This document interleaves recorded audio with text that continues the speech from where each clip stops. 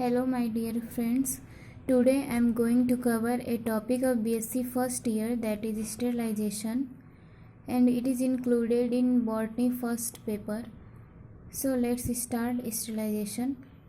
Sterilization describes a process that destroys or eliminates all form of microbial life and is carried out in healthcare facilities by physical or chemical methods. Sterilisation एक ऐसी प्रक्रिया है जिसमें microbial life के सभी form को पूरी तरीके से डिस्ट्रॉय किया जाता है या फिर पूरी तरीके से हटा दिया जाता है। और ये जो प्रोसेस है फिजिकल केमिकल मेथड्स के द्वारा हेल्थ केयर फैसिलिटीज़ में कैरिड आउट किया जा सकता है, या फिर इसको हम दूसरे लैंग्वेज में या फिर इजी वर्ड्स में इस प्रकार बोल सकते हैं कि ये जो स्टेरिलाइजेशन होता है एक ऐसी प्रक्रिया होती है जिसमें माइक्रोब्स या इसके प्रोडक्ट्स को डिस्ट्रॉय किया जाता है पूरी तरीके से कुछ मेथड्स का यूज़ करके। और वो जो मेथड्स होते हैं वो फिजिकल केमिकल और मैकेनिकल मेथड्स होते हैं। अब देखेंगे कि ये जो मेथड्स हैं कुछ इस प्रकार हैं स्टेरिलाइजेशन के, जो कि फिजिकल केमिकल और मैकेनिकल हैं। तो सबसे पहले देखते हैं फिजिकल मेथड्स। फिजिकल मेथड्स में जो सबसे पहला है वो रेडिएशन से, एंड सेकेंड है गैसेस डिसइंफेक्टेंट।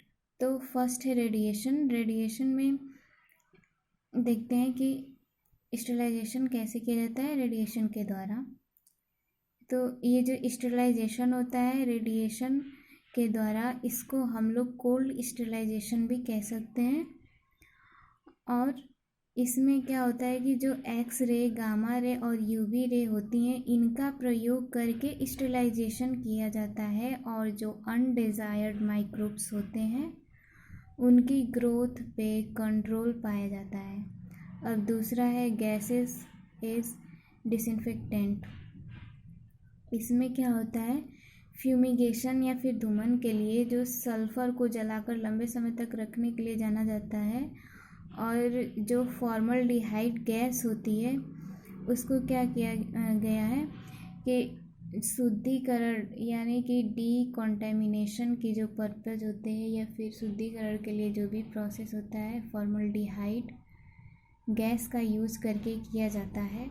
तो ये भी जो है ये जो प्रोसेस है गैसेज एज डिसइंफेक्टेंट, ये भी फिजिकल मेथड में स्टेरिलाइजेशन के इंक्लूडेड है। अब सेकेंड मेथड जो देखते हैं क्या है।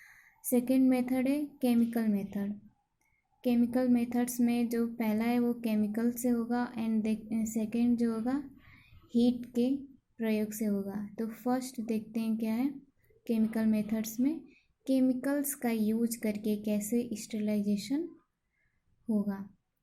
तो अब देखते हैं कि बहुत प्रकार के वैरायटी ऑफ केमिकल्स, कई प्रकार के केमिकल्स का यूज करके स्टेरिलाइजेशन को किया जाता है। और इसमें क्या क्या इंक्लूडेड होता है केमिकल्स में, हैवी मेटल्स हो जाएंगे, हैलोजन्स हो जाएंगे और फिनॉल्स हो जाएंगे। अब देखते हैं एमॉन्ग द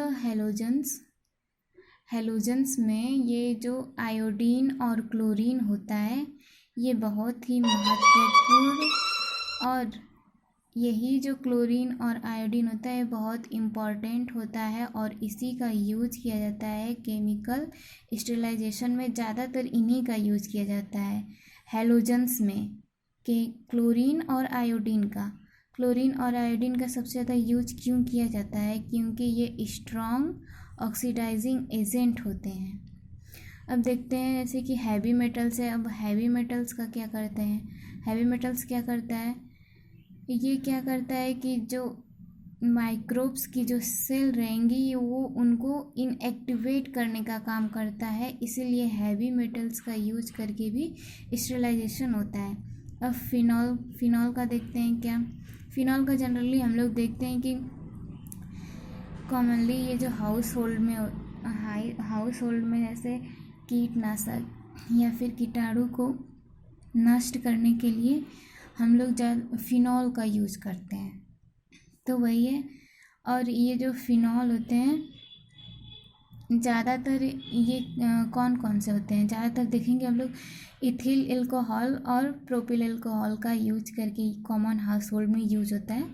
अब सेकंड है क्या, स्टेरिलाइजेशन है बाय हीट। हीट का प्रयोग करके कैसे स्टेरिलाइजेशन होगा। मॉइस्ट और dry heat is use to sterilise media and materials. Moist या फिर ड्राई हीट का यूज करके स्टेरिलाइज किया जाता है। तो जो हॉट स्टीम होता है वो ज़्यादा एफिशिएंट होता है स्टेरिलाइजिंग के लिए। और ये सबसे पहले करता क्या है, जो हॉट स्टीम रहेगा ये सबसे पहले क्या करेगा, ये हाइड्रेट करेगा सेल को, एंड देन सेल को हाइड्रेट करने के बाद जो प्रोटीन्स होंगे उनको कोगुलेट करेगा, जमा देगा। और जबकि जो ड्राई हीट है वो ऐसा नहीं कर सकता। ठीक है, जो हॉट स्टीम होता है वो ज़्यादा एफिशिएंट होता है। क्यों?